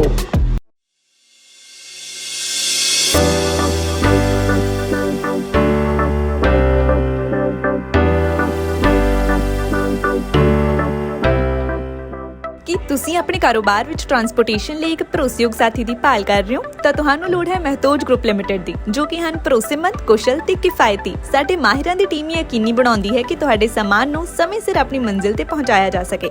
ਸਾਡੇ ਉન્નਤ ਟਰੈਕਿੰਗ ਸਿਸਟਮ ਨਾਲ ਤੁਸੀਂ ਆਪਣੀਆਂ ਕੀਮਤੀ ਚੀਜ਼ਾਂ ਨੂੰ ਟਰੈਕ ਵੀ ਕਰ ਸਕਦੇ ਹੋ। We are a safety-first company with a strong commitment to drivers' well-being. Based in Winnipeg Centreport District, Matage is a great place to begin your career and take it to new heights. So my name's Rick. I've been working here for several years now. Mostly what we do inside the shop is we do lots of safeties, lots of repairs, brake jobs, and lots of warranty work on the Freightliners. We do lots of servicing inside the shop, trucks, trailers, lots of lighting problems and stuff like that. It's a good company to work for. Warehousing ਤੇ distribution ਤੋਂ ਲੈ ਕੇ delivery ਤੱਕ ਸਾਡੇ ਕੋਲ ਤੁਹਾਡੀਆਂ ਸਾਰੀਆਂ ਆਵਾਜਾਈ ਲੋੜਾਂ ਨੂੰ ਸੰਭਾਲਣ ਲਈ ਤਜਰਬਾ ਤੇ ਬੁਨਿਆਦੀ ਢਾਂਚਾ ਹੈ। ਲੌਜਿਸਟਿਕਸ ਨੂੰ ਆਪਣੇ ਕਾਰੋਬਾਰ ਨੂੰ ਰੋਕਣ ਨਾ ਦਿਓ। ਸਾਨੂੰ ਭਾਰੀ ਲਿਫਟਿੰਗ ਨੂੰ ਸੰਭਾਲਣ ਦਿਓ ਤਾਂ ਜੋ ਤੁਸੀਂ ਧਿਆਨ ਕੇਂਦਰਿਤ ਕਰ ਸਕੋ ਆਪਣੇ ਕਾਰੋਬਾਰ ਤੇ। ਮਹਿਤੋਜ ਗਰੁੱਪ ਲਿਮਟਿਡ ਨੂੰ ਬਣਾਓ ਆਪਣਾ ਮਦਦਗਾਰ ਤਾਂ ਜੋ ਤੁਸੀਂ ਨਿਸ਼ਚਿਤ ਹੋ ਕੇ ਸੰਭਾਲ ਸਕੋ ਆਪਣਾ ਕਾਰੋਬਾਰ। ਸਕਰੀਨ ਤੇ ਦਿੱਤੇ ਨੰਬਰਾਂ ਉੱਤੇ ਅੱਜ ਹੀ ਸੰਪਰਕ ਕਰੋ।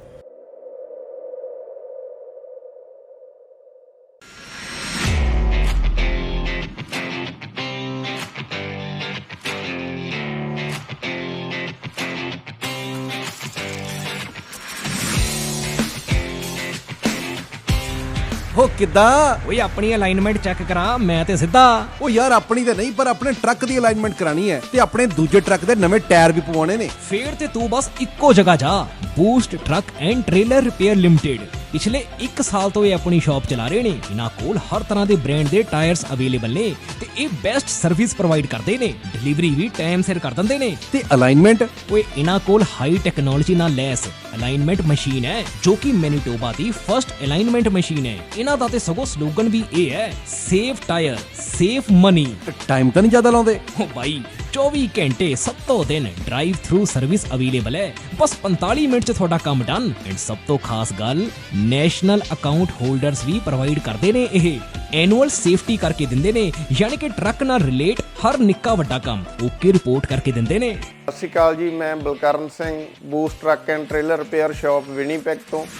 ਅਸੀਂ ਤੁਹਾਡੇ ਲਈ ਲੈ ਕੇ ਆਏ ਹਾਂ ਜੀ ਵਨ ਰੂਫ ਦੇ ਥੱਲੇ ਹੀ multiple service like mechanical work, alignment, wheel balance, tyre service. ਤਾਂ ਅਸੀਂ ਹੁਣ ਤੁਹਾਡੇ ਲਈ ਇੱਕ ਛੱਤ ਦੇ ਥੱਲੇ ਹੀ ਇਹ ਸਾਰੀਆਂ ਸਰਵਿਸ ਪ੍ਰੋਵਾਈਡ ਕਰਵਾਵਾਂਗੇ। ਤੁਹਾਡਾ ਵਿਸ਼ਵਾਸ ਸਾਡੀ ਤਾਕਤ।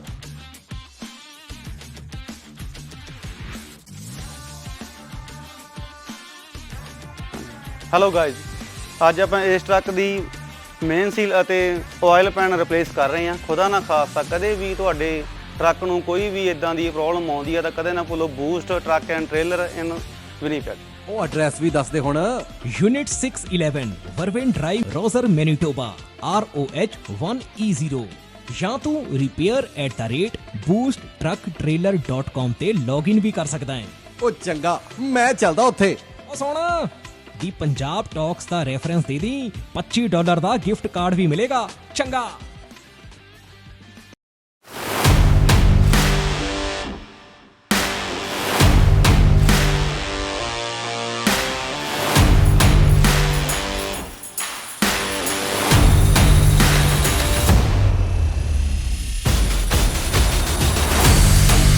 ਉਹ ਬੱਲੇ ਓਏ ਪੰਮਿਆ, ਅੱਜ ਬੜੇ ਚਿਰਾਂ ਬਾਅਦ ਦਿਖਿਆ। ਕਿੱਥੇ ਰਹਿਣਾ ਅੱਜ ਕੱਲ?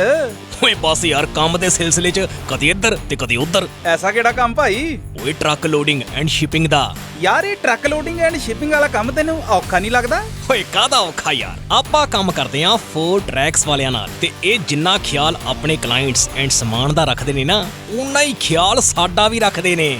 ਕਿਵੇਂ? ਇਹਨਾਂ ਦੇ ਸਪੈਸ਼ਲ ਡਰਾਈਵਰਸ ਲੌਂਜ ਨੇ ਜਿੱਥੇ ਅਸੀਂ ਬੜੇ ਆਰਾਮ ਨਾਲ ਰੋਟੀ ਪਾਣੀ ਛਕੀਦਾ ਏ, ਆਰਾਮ ਕਰੀਦਾ ਏ ਤੇ ਫੇਰ ਅੱਗੇ ਵਧੀਦਾ ਏ। ਵਾਹ, ਇਹ ਤਾਂ ਬੜੀ ਅੱਛੀ ਚੀਜ਼ ਹੈ। ਹੋਰ ਕੀ ਸਰਵਿਸਿਜ਼ ਨੇ 4 ਟਰੈਕਸ ਵਾਲਿਆਂ ਦੀਆਂ? ਓਏ ਇਹ ਆਪਣੇ ਕਸਟਮਰਸ ਤੇ ਕੰਜ਼ਿਊਮਰਸ ਲਈ 24 ਘੰਟੇ ਕੰਮ ਕਰਦੇ ਨੇ। Scale, cross dock services with vehicle restraint system, fuel station, ਹਰ ਤਰ੍ਹਾਂ ਦੀ ਸਰਵਿਸ ਅਵੇਲੇਬਲ ਹੈ। ਕਸਟਮਰਸ 24/7 ਆਪਣੀ ਸ਼ਿਪਮੈਂਟ ਨੂੰ ਟਰੈਕ ਵੀ ਕਰ ਸਕਦੇ ਨੇ ਕਿ ਅਸੀਂ ਸਮਾਨ ਲੈ ਕੇ ਕਿੱਥੇ ਕੁ ਪਹੁੰਚੇ ਆ।